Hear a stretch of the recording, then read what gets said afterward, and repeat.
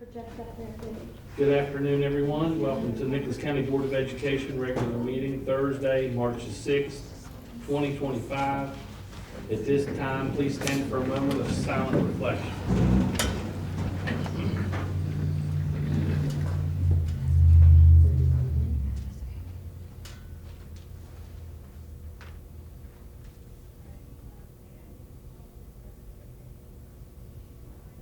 Thank you. Please join the board with the pledge.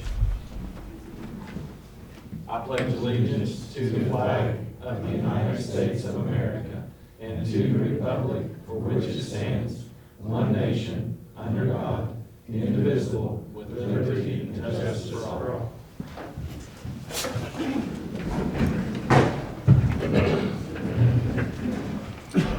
Approval of the agenda. Okay, we have two things.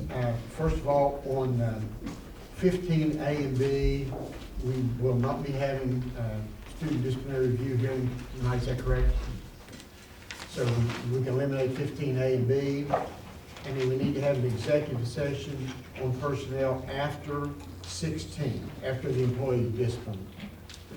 That, of course, that will be an executive session in itself, and we'll have to come back out, announce the decision on the executive, on the employee discipline, and then go back into the executive session to discuss personnel, just before adjournment. And Okay. that's all I have.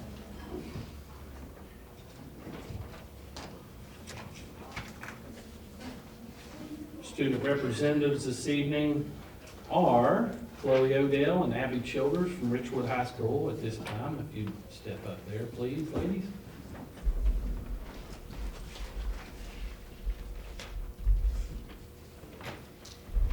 National Honor Society held a blood drive at RHS last week. We collected 31 pints, which brought our total to over 50 pints over the year. National Honor Society also worked with St. Luke's Church on a canned soup drive. It was very successful. RHS and RMS Student Council attended Super Lead in Fairmont last month. They reported that they learned valuable leadership skills and were able to network with student council members from other schools.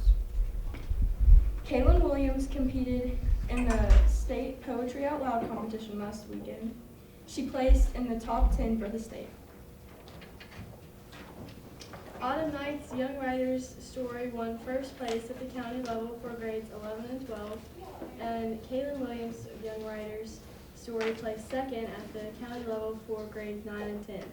Our boys basketball team will be competing in sectional tournaments tomorrow at Montcalm, and we want to wish them good luck. Gabe Hunter will be traveling to Huntington today to compete in a state wrestling tournament, and we want to wish him good luck as well. And Sophie Smalley and Alexis Kepper received first place in the County Social Studies Fair yesterday, and they will compete in regionals next weekend at Greenbrier West High School. Thank you. Good job, girls. Thank you.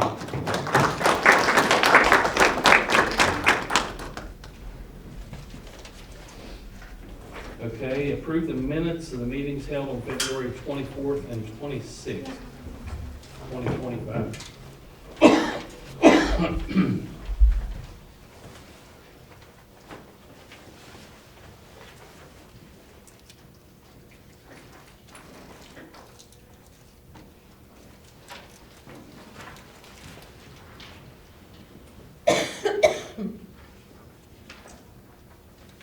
Any corrections or additions to those minutes? You see anything? I haven't had a chance to preview. You need more time? No, I'll just rely on you all. Okay, I looked through them, I didn't see anything, but Okay. anybody else need more time? Okay, if not, do we have a motion to approve the minutes?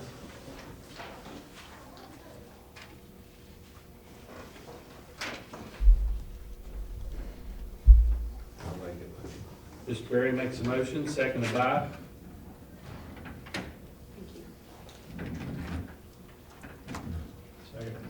Mr. Green seconds. All in favor? Aye. Opposed? Motion unanimous. Superintendent's information updates. Mr. Bean. My favorite topic, snow days. First of all, I need to publicly apologize to Ray. Ray put a thing in the paper last week about our board meeting, and he was totally correct with everything he wrote. So when I make the comments I make, it wasn't because Ray put anything in the paper wrong. Our intention was to put out a survey on how to make up our snow days. Well, on Friday, I went to, I'm on the executive committee of the Superintendent's Association, and there's 11 of us. And we met in Bridgeport to talk about a variety of things, and one of the things was snow days. And I brought to the attention of the public that we were applying for a waiver to try to get some of these days not to have to make up, because there's been so many. We've had 17 days we've missed, and that's not as many as some, but that's a lot of days. And we were told by the Assistant State Superintendent that they would not grant any waivers on snow days. They were going to consider waivers on counties that's been flooded. I know Mingo and McDowell are still not back in school from the flooding. They're going to go back next week, I think. And so they are going to grant some waivers from some of those counties to avoid the because they're not going to reach 180 days unless they go to August. So they're going to give them a waiver of some sort. So I don't know if the word got out that we were considering taking some snow days out of the spring break at the end, and evidently it got out somehow, because my phone blew up and I couldn't get into a restaurant or Walmart without somebody stopping me and said, please don't take our spring break. We got vacations planned, blah, blah, blah. So I was going to put a survey out to ask people if they wanted to take 3 days out of spring break and then add up any of the rest at the end of the year. And I chose not to do that. So Ray put it in the paper correctly, but I've kind of switched course on it. And then even this afternoon, an hour ago, I got new information about snow day. So I'll share that with you. First of all, the legislature just put out a bill, the Senate just put out a bill that seems to have a lot of support to it. Right now, we're allowed to have 5 accrued days. All counties are allowed to have 5 accrued days, assuming you have enough minutes in your day, and 5 snow packet days. They're called NTID, non-traditional instructional days. Well, the proposal is, the bill is to add 5 more NTID days to give 5 more snow packet days you could use. Okay, that all sounds well and good, but the bill does not say whether it goes into effect this year or next year. So they can approve a bill and put it into effect upon passage, which would affect this year. If they say it's effective July 1, it'll be for the next school year. So we still don't know if they're going to give us any days or not. So that being said, my recommendation is this, and this is something that will be on the board agenda on the 17th, so Kim get this on the agenda, for the board to approve this recommendation. Now, the board can approve or deny or change any recommendation that I make, and I would not be offended by that. But my recommendation is to take, right now our last day of our OS days is June the 2nd, which is a Monday. My recommendation is we have 3 days we have to make up, that we take Tuesday, Wednesday, and Thursday, the 3rd, 4th, and 5th, to be made up of snow days. That way we don't touch the spring break. The kids are having to come back on Monday anyway if they come. So it'll just be the rest of that week, or through Thursday of that week. And the teacher's last day would be on Friday, so they'd be out by the end of that week also. Now let me reiterate something about employees. Employees are required to work more days than kids go to school, obviously. But they're actually, at the end of school, they're required to do 2 days. One is preparing to end school and do all the reports and turn in all their stuff, and that's what that Friday would be. But the other day is a parent-teacher conference day that our teachers, I think a large majority of those, work off those 2-3 hour parent-teacher conferences. And so that day would be set as the 9th of June, and they wouldn't have to come that day. So their last day would still be on Friday. They would be compensated for that. Now, service personnel is different. If service personnel comes in and works comes to parent-teacher conferences and just shows up, or they do things for the school that they can show that they did those 6 hours, then they don't have to come in that day either. So they get the same opportunity as our professionals.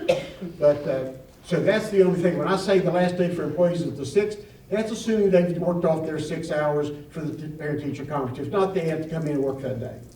So that's gonna be my recommendation, is we take the 3 days out and just tack them on at the end of June. And then if we get another snow day, which when I woke up at 3 o'clock this morning, I started getting panicky. But it didn't get so bad, so we was able to have school. But if we'd have to do another day, my suggestion would be to go ahead and take that Friday also, just go ahead and finish the week out. And the teachers have to come back on Monday then. And some teachers will come, some won't, some take a sick day, some won't. But I don't want to take a 1 day or 2 days out of spring break and mess up everybody's vacation. And the other thing I thought about is if we go back and say, we're going to take the first 2 or 3 days of spring break, what do we take off the front end or off the back end? And then, if you do that, people cancel their vacations because you got school, then the legislature passes this bill and says you got 5 extra days to work with, then you get people mad because, why cancel my vacation? Because you said we was taking spring break. So let's put it at the end, that's my recommendation. We'll put it on the agenda for you all to vote on March the 17th. And I hope that's the last conversation I have to have about snow days this year. It won't be, but I hope it is. Next thing's a real simple little item. We had to move our parent-teacher conference dates because we had to back the third 9 weeks up from, I think, the 12th of March to the 21st of March. So here's are the new dates for the parent-teacher conferences. For all elementary schools, it's April 1st. And Kelly, what time do those start? 3 o'clock? Yes, 3 o'clock? I'm not sure about the middle and high, but 3 o'clock to 6 o'clock for elementary, 3:30 to 6:30 for middle and high. okay. And the middle schools is April 7th, and the high schools is April 3rd. And we set those on different dates so parents that have kids that go to different configurations could get to all the parent-teacher conferences they wanted to. So those dates, again, are at April 1st for elementary, April 7th for middle, and April 3rd for high. The next thing is, I hope this doesn't turn into something controversial. I certainly don't need it or intend for it to be. But I get phone calls all the time especially from the media outlets, the newspapers or the television stations or whatever. And they talk about that school at Richwood you're building. Well, it's Cherryville Elementary, Richwood Middle, Richwood High School. We all know that. But I propose that we name the school as a building, just like we did for Summersville. We got Summersville Elementary, Summersville Middle School. It's going to be the Summersville Academic Complex as the name of the building. You need to have something to identify the name of your building. And so I'm going to recommend we do the same thing that we did at Summersville. And I want to thank Mr. Prine for this. He called me this week and we talked about this discussion. And when we did the thing at Blake Creek, we let the people who lived in the Summersville area and had kids going to that area to help choose the name. We're going to do the same thing for the Richwood side. So I have a survey that will be going out, and this survey will go out, Ray, tomorrow. It's actually it'll have 4 choices on it. We had 3 at the other side, but you'll see when you see the survey why we chose 4 names to pick out. And it'll go out on the survey. My recommendation, the board can give me different ideas if they choose to, but the 4 choices would be the Richwood Academic Complex, the Richwood Learning Center, the Cherry River Academic Complex, the Cherry River Learning Center. It's consistent with what we did at the Summersville site. We do at the Richwood site. Both buildings would have one identity, so when somebody from the State Department calls, they would be able to know right off we're talking about the Richwood School, whatever we decide to name that school. I've already reached out to architects, and they're willing to prepare us some kind of a sign either on the building itself or a separate sign outside. All 3 schools retain their identities. Nothing changes. All we do is give the building a name, which leads into the next thing. One thing I've tried to do in this job, I think I've done fairly well, at keeping the public informed and not keeping secrets from them and not springing something on them at the last minute. I try really hard not to do that. I've had this discussion with my board and with Mrs. Weitzel. We've talked about it, and I have discussed this with the 3 principals, with Mr. Williams, Mr. Collins, and Ms. Sigley. I feel very strongly that any school, any building needs 1 principal to run the building. 1 person in charge. When you have multiple schools in one building, you're gonna have issues. You're gonna have issues between students in different schools, even though they don't come into contact that much. The middle school and high schools will be more than the elementary. You're gonna have conflicts on who gets to use the auditorium, who gets to use the cafeteria for their Christmas program, or their Valentine's dance, or whatever it is. You're gonna have those kind of things occur all the time. We've seen this before. I've experienced it personally, I know Mrs. Weitzel has, but when you can't have, West Virginia University's got one president. They don't have a president for each division. They have one person makes the final call. I'm proposing we do the same thing at the Richwood School. That we post a position for one person to be the principal of the entire facility. The other 3 people will still be principals. They will still be responsible for running their parts of the school. But when issues come up or situations need to be addressed, the person we put in that new position would be the one to handle that job, because you cannot, it does not work. We already have a couple situations where we have principals sharing spaces. We got at Panther Creek and Cherry River right now. We had a Richwood Middle and Richwood High. And even though those people get along fine, there are differences of opinions on how you make decisions on We have things. Nicholas County and Somerset. And the pods at Richwood or Nicholas and Somersville Middle, that's right, they share a spot. We're trying to figure out something to share right now up there with our sewer system possibility. So I just feel, and I think the board agrees with me, that we need one person to be in charge of the building. And so that's what we're going to be looking at doing. Any of the board members have any comments about that? Back to your survey, as long as, hopefully in the survey, put it very clear that there will be 3 separate schools. It's already in there. Okay. And it's gonna be like the other one. It'll be designed with, they have to put their name and their address so we know that they live in that district. We didn't have that issue on the other side. We didn't have people from Richwood voting for what they're going to Somersville. Same thing here. But that's kind of where we are with that, and that's a position we want to fill fairly soon. And like I said, I met with those 3 principals. They are fine with it. They accepted it a lot better than I thought they would, to be honest with you, because I don't know how I would have reacted. But they understand the reasoning behind it. It made a lot of sense to them. So, and I said, when it comes down to a final decision, you'll have somebody that can make that decision. It won't always be just on you. It'll be, well, this person made the decision, they're above me. They'll do their evaluations and all that. But one thing I really want to stress, we're going into a situation with 3 schools that probably have 3 different traditions or 3 different philosophies on how you run a school. When you have everybody in one building and you have kids starting in age 4 and they're finishing when they're age 18, it is really helpful if those kids have the same set of rules, the same climate and culture expectations in that building. So as they learn how they're supposed to behave and how they're supposed to do things throughout their years, it doesn't change when they go from elementary to middle, and middle again to high. It's one smooth transition instead of 3 choppy transitions. So I think for all of those reasons that I've stated, I think it's something that we need to do, and I'd like to move forward with that. And believe it or not, it's all I have. Any comments from anybody?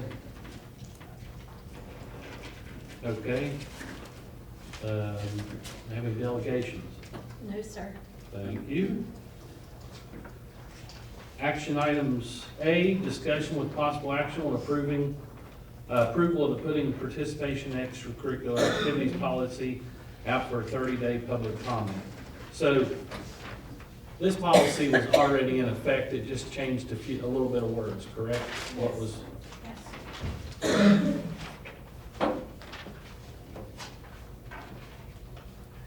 I assume the biggest change to this policy is dealing with, and correct me if I'm wrong, especially with homeschool students or Hope Scholarship students, private school students that want to play sports for public schools, correct? We had to change the amount that we could charge, yes. Yeah, it was just a A 6th to a 7th or Right. 8th to a 7th? 1/7 to 1, Okay. 1/6 to 1/7. Now, does this apply to all sporting events or just football? All. Football was, Football was a little bit higher. Okay. It's, I think 1/4, no, 1/7, it is the 1/7. The others are 114. 114. And academic classes are also in there at 1/7. Those are 7 periods. Yes. Okay. That's the only question I had about it. Now, that would not apply to students that are taking the vocational center classes that are enrolled in our schools as a FTE equivalent. Right, Because we're funded. because we're funded. But anybody we're not funded for, Yes. and you know, some of the public might get upset over that, but we're losing so much funding, we have to recoup some of it from somewhere. So, Well, most other counties are doing the same thing. Uh, We're not by ourselves. and if they're not, they're going to. Yeah, they have to. So it was 1/7 in football and 1/14 of what? Of the Hope Scholarship. What is that, scholarship now? It changes yearly. It's based on the amount of funding that goes from the state aid to the students. That's why we didn't put a specific amount in it, because we've had to change it. But it's about $2,600 a year. So it'd be 1/7 of 2,600 is what the student would have to pay in order to participate in football. Yes. And 1/14, okay, Yes. thank you. And each course, is that correct? 46. And each course? It says and each course? It says 1/7 of the annual scholarship will be charged for each course. Each and course. for football. Yeah, so if they have 3 of them, there'll be 3. Yeah. Yeah, or 3 sports, whatever. That's what we're saying. Oh. Okay. I didn't know what that number meant first. So it's roughly, If that Hope Scholarship number if, is right. if the Hope Scholarship's 2,600, it's roughly $371 for somebody that wants to play football, roughly. And then that's subject to change. Yes. Okay.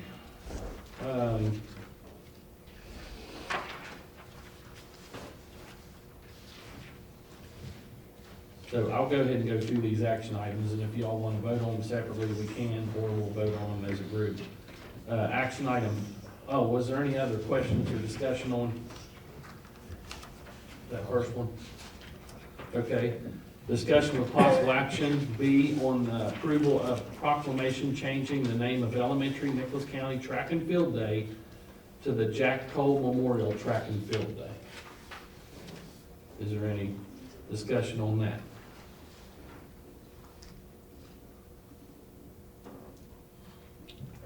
And if you read that in your packet, that was a recommendation from the,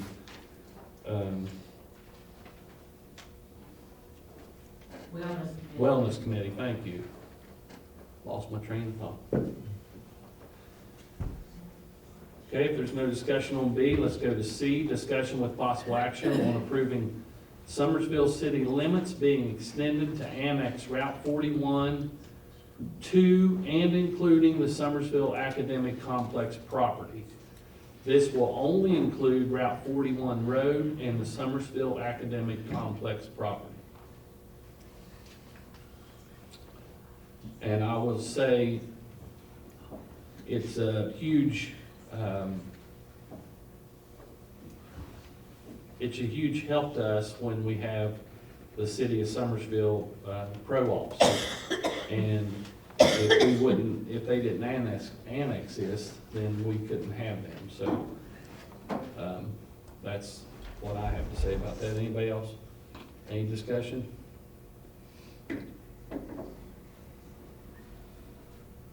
Well, yeah, we need to make sure that people who live up that way understand it's not going to affect their taxes and Right, stuff. right. Because it's only in the roadway, I guess, or Well, right of way. Yeah, good point. Yeah, that'll be in my opinion, that'll be the cities.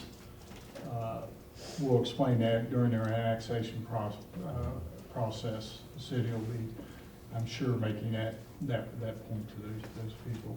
Not only gives you police protection, it also gives you better fire protection, in the city. And the public might have this question, Ray.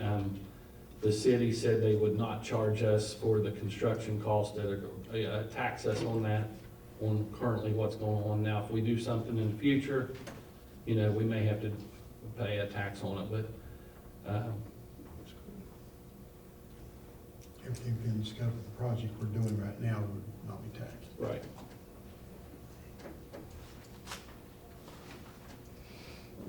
Is there any of these motions that you all want to vote on by themselves, or are we good as a group? Okay, do we have a motion to accept action items A, B, and C? I so move. Mr. Moose makes a motion. Seconded by? Second. Second by Mr. Ferguson. Any other discussion? All in favor? Aye. Opposed? Motion unanimous. Consent items, finance.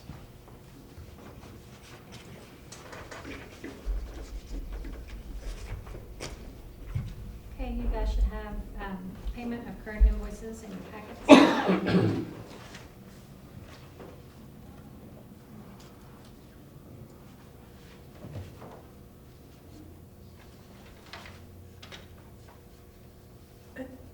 Has the sewage problem been taken care of at the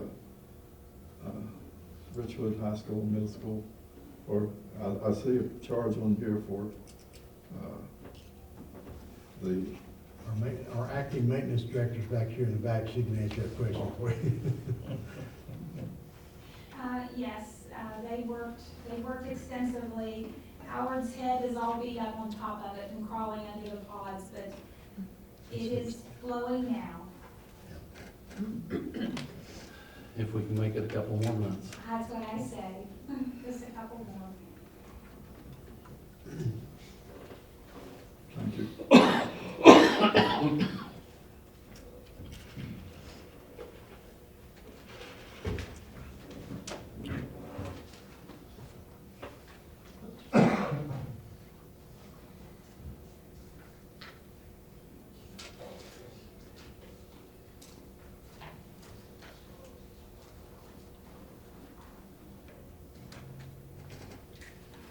Okay, if you guys don't have any other questions, I did have, it's the last page, I think, page 4.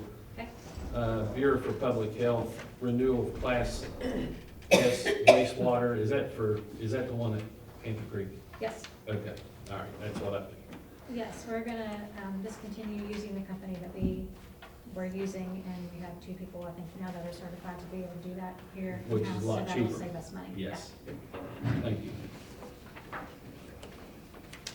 Okay, the next item we have is the Nicholas County Veterans Memorial Park User Agreement, and that's, we brought that to this meeting from the last. She did make the corrections that you guys wanted to have made on the couple of dates in there that were wrong and the number of schools that we have. And talked to her just right before this meeting, Sally Stover, the person who works on this for the, Park yeah, the superintendent. park superintendent. That's right, yes. Anyway, I asked her about the gravel, and she said that she had spoken to the commission about the gravel and that they don't have any immediate plans to put any more gravel on the parking lot right now, but they are gonna put some gravel on the entrance to the parking lot where there's a lot of potholes right now. So, but not on the main parking lot, and that they were going to work on with the existing gravel, trying to get rid of some of the holes that are in the parking lot. That's not to say that they won't put gravel on later in the year, but right now they're gonna work with what they already have and then maybe add a little in those holes going into the parking area. So the amount on here now does include the increase. Yes, that amount does include the increase. On that gravel thing, did we kind of threw the idea around of using the gravel was at Richwood Complex now to put down there, or You guys had mentioned that. I don't know if that's something that we could do. Well, Kristen, by the county commission's action, even though it's not, they are acknowledging the fact that That's their that's responsibility. their responsibility. Yes. And we're not sure on that gravel yeah.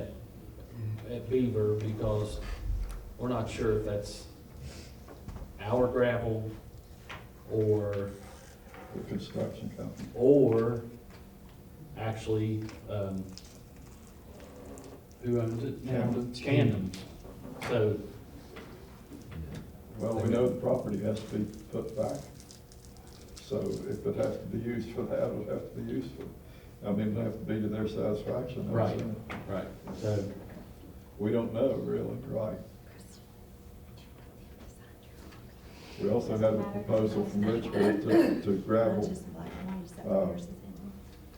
a 1 mile section of the river trail from the bridge up to the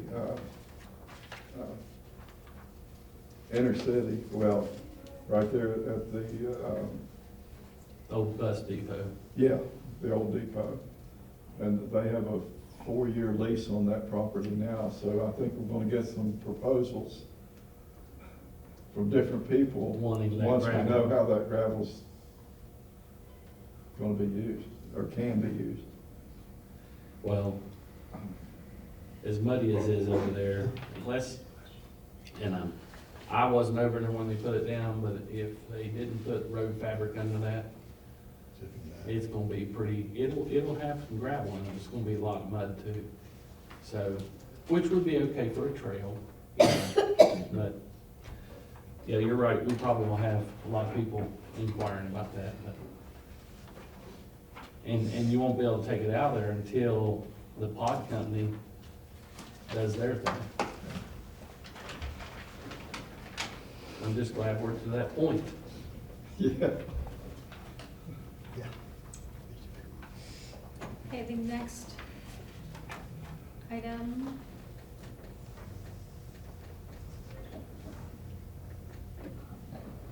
Is the facilities rental agreement, with the Richwood Community Center, for baseball practices, which we've done that in years past, and that is something that is FEMA reimbursable. So there's not really any change here with that, just the dates and years.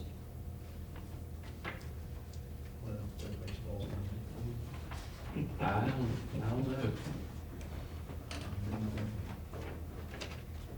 The next item is, I know last meeting I had you allow us to have the FY '25 audit be performed by an outside auditing firm, but then when I was thinking about it, we usually would put that audit out for a bid for 3 years, so we have the same auditor for 3 years. So I figured it was probably a good idea to go ahead and have you guys elect to have the FY '26 and FY '27 audits done by an independent firm also, since that's the way that I'm gonna be bidding that out. We can leave that for him to sign, that is. No, that's just something you guys just agree to elect that, and then I'll send that on to the secretary's, or the state auditor's office, and then they'll note that you guys have elected to do that. So basically, we're just adding 2 years to the one we Right. discussed last. Right, Okay. which, yeah, I should have done that last meeting, but I just didn't think ahead. Okay, the very last item is we got our audit back from our auditors. And attached in your packet, I had a couple of things, and the independent auditor's report, and then another, just a letter. And those things just explain what the auditors are looking for, what they're doing, you know, just kind of what their job is, and how they go about looking for the things that they are looking for. So if you read through there are no material misstatements, no disagreements with management. Everything there looked good. And if you look, I gave you a copy of the actual audit report, which you can look through. And nothing, when I presented the audit for the financial statements to you guys back in September, nothing significant changed from this audit. The fund statements are exactly how they were. There were just a couple of small changes on the district-wide statements, but nothing at all material. So I wasn't gonna show you guys all those numbers again, but they're all in here in this report. And then if you go back to the very end of this report, there's a couple of little letters from the auditors, again, talking about internal controls and the programs that they looked at and what they looked for. And on the very last page, it says the type of auditor's report issued It's an unmodified report, so that just means that they didn't see that there wasn't anything that needed changed or restated in any way. That's, to have an unmodified auditor's report is a good thing. No material weaknesses, no significant deficiencies. And then it talks about the federal awards that they looked at, and just that there are no findings, no matters reported as financial statement findings or question costs. So basically, that's a good audit. This first letter is the same one we had. Right, yeah. Right, okay, gotcha.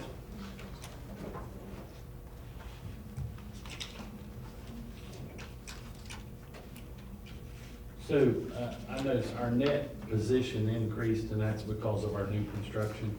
Mostly, yeah, that's Okay. in our district-wide statements, which Right. are just, there's a lot of other things added in there which kind of are confusing, but yes, But basically. the main part is we got, Right, we have all this construction in progress, which is, millions of dollars, and then we don't, we're getting funded for that, so that makes it look like we have a really good net position.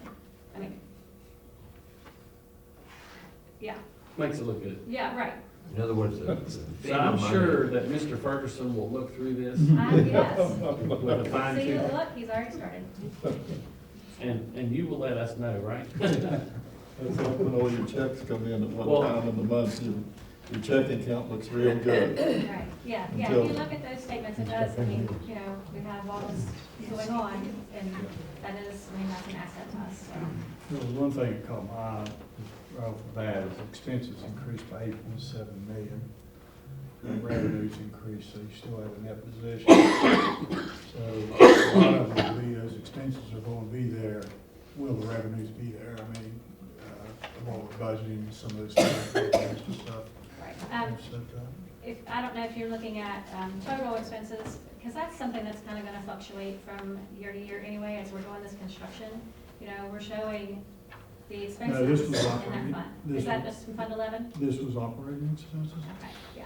So then, operating expenses is going to be pretty much, something that you can compare from year to year. But if you look at all of the expenses, then, in this year. No, as- Kristen, I correct, you're right, it's overall expenses Okay. increased. So like You're last correct. year, we were just doing, the groundwork at Lake Creek property. So now this year, we're actually doing bigger construction, so the expenses are gonna look much greater this year than they would have last year. So, that's, you just kind of have to think about things like that when you're Yeah. comparing from year to year. But it basically says, which was primarily the result of increased expenditures in operations and maintenance of the facilities and instruction.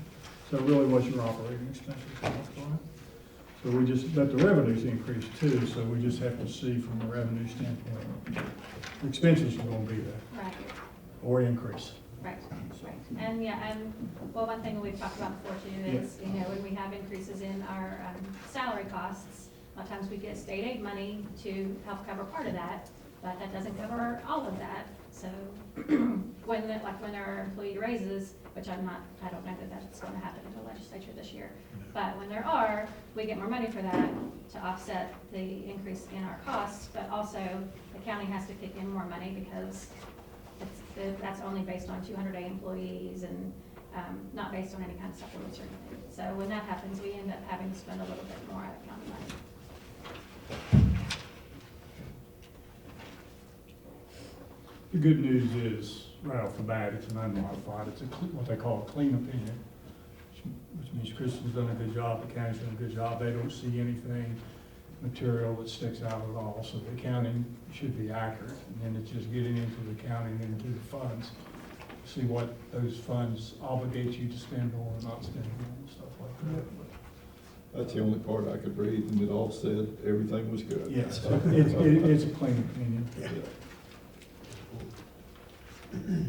Yeah, if you got, I know I just handed you that right before the meeting, so if you look through that later and you have questions, just always feel free to ask me. The last thing that I have under consent is student transfer requests. Assume that you have the information from that in the packet. Oh, Do what now? I didn't know what kind of information you had about that, but yeah, those. Yeah, they were in here, right? Yeah. Were they? Yeah. I thought they were. Well, Oh, it was in the minutes, or the expenses. the agenda. That's right, that's where I saw it. So I did have a question about that. These, I'm assuming, Kelly, when they move, it's not creating, an overage somewhere. I guess that's all checked out and That we'll, is correct, yes. Okay. The principals have to check that out before they sign off on it. okay. And that was several student transfers. That was not,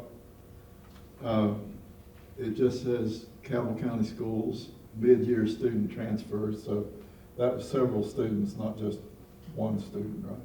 They're talking about the Where'd student you- transfers Where'd you see Cabell in from? the county. Page 4, He's looking at payment of current invoices. That's correct. and Oh. current invoices, Oh. yeah. Yeah, Oh, I now thought that's that's just what you were where, looking No. Okay. that's just where now the counties are able to invoice each other back and forth when Right. students leave in the middle of the year. Right. So, yeah, we might have paid Cabell County money, but then also they probably owed us money. That's a mess, isn't A little bit. It's a bigger mess than you realize. We've been fighting that since day one. Yeah, I mean, I don't think anybody really wants to bill other counties like that, but we've kind of gotten in a position where we have to do that. Yeah. Okay, if no one has any other questions, do we have a motion to accept consent items A, finance 1 and 2, and under 2, we have 3 contracts, A, B, C, the audit report number 3, and then the 3 student transfer requests. Do we have a motion for that?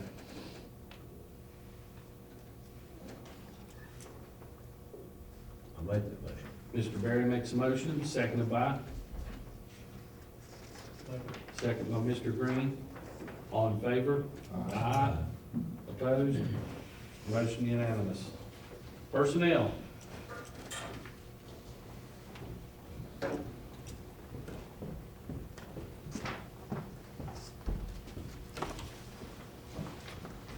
Good evening.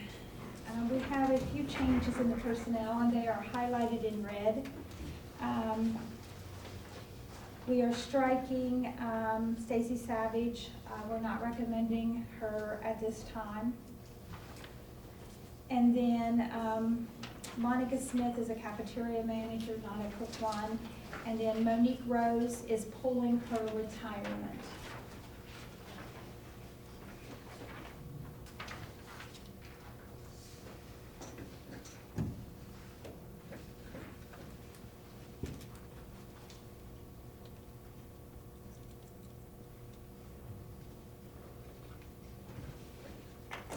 And then I would also like to recognize and thank the teachers that are retiring.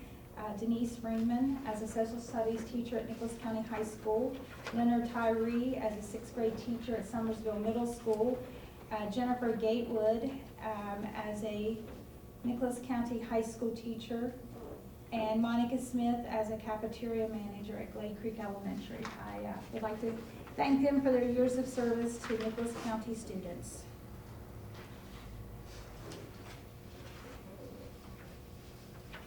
I'd be happy to answer any questions that you might have. Sounds like we're good. Do we have a motion to accept the personnel agenda as presented?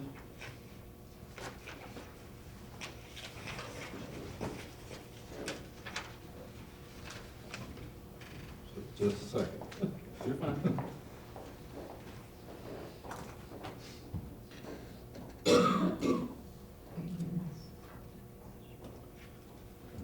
I'll make that motion.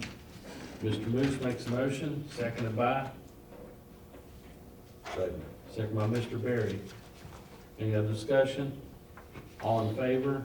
Aye. Opposed? Motion unanimous. Reports, SESC, Mr. Ferguson. Nothing to report at this time. Bright Horizons, Mr. Green. Okay, items for future agendas, matters of the board. I have a matter for future agenda. It's the discussion with possible action on entering into an agreement with the city of Summersville concerning the Summersville Elementary School property and the Summersville Regional Outdoor Recreational Complex. I'd like to put on the agenda for the 17th. Okay. Thank you. Thank you, I appreciate it. So the 17th. That's our next.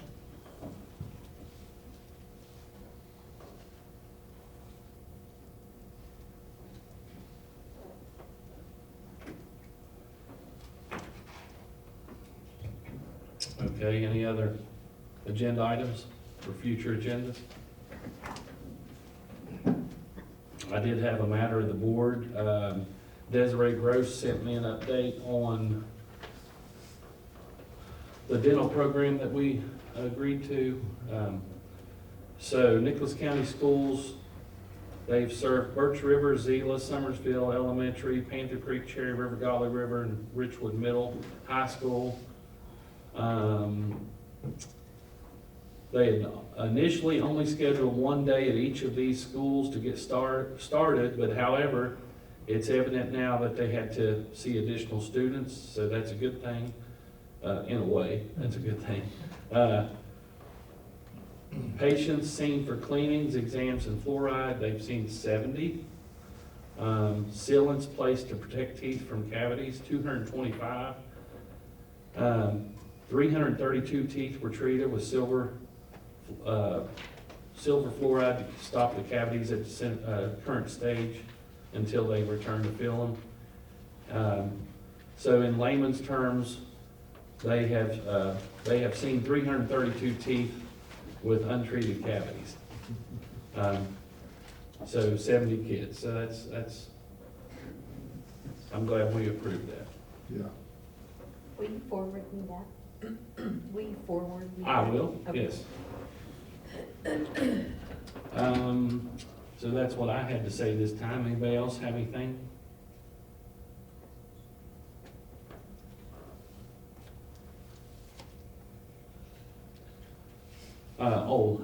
There was the Mountaineer mascot. I took him around to 5 schools last week. He was able to visit every school in Nicholas County while he was the Mountaineer mascot. He still has about 3 weeks left. And when we went to Nicholas County High School the other day, that was his 403rd event since April of this year, or last year, excuse me. So in less than a year, 403 events. And I don't know how he does it. And still has 3 days. I think he's still on the dean's list. Still on the dean's list, going into pre-law. I don't know how he does it. But anyway, all the schools were super excited to have him. We even, we had about an hour, and so, you know, he said, what else could we do? And I said, well, let me call Cheska Lucky at New Life, and she said, bring him, and we squeezed that in too. So anyway, all schools in Nicholas County got to see the Mountaineer. All right.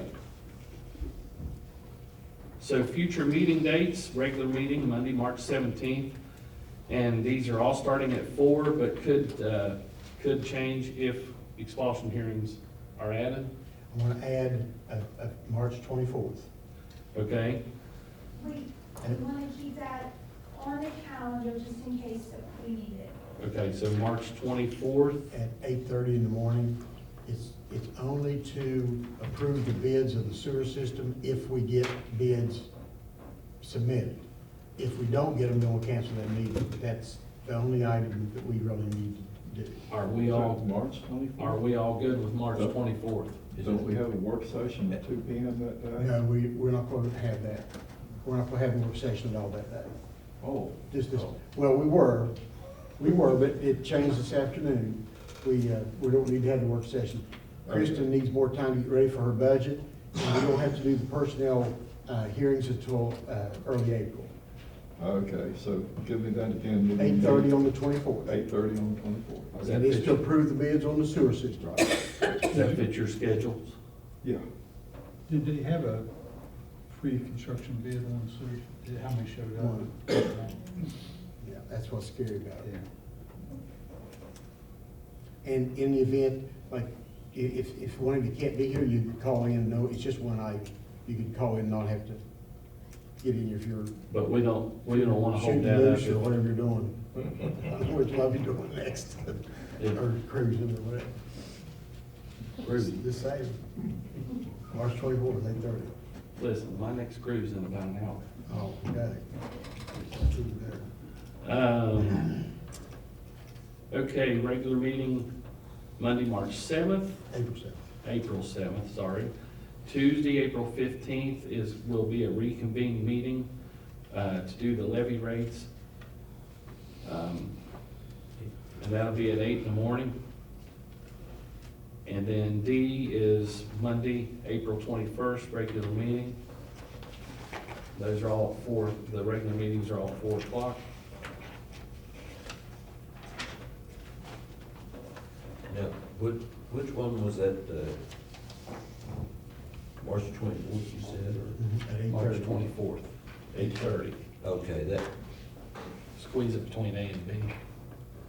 It's not on there. I read it. Okay. I was thinking there was another yes there, No, I think you're good. What time's the? That's the only one that's not on there. but, okay. I'm sorry. Now, there's one on.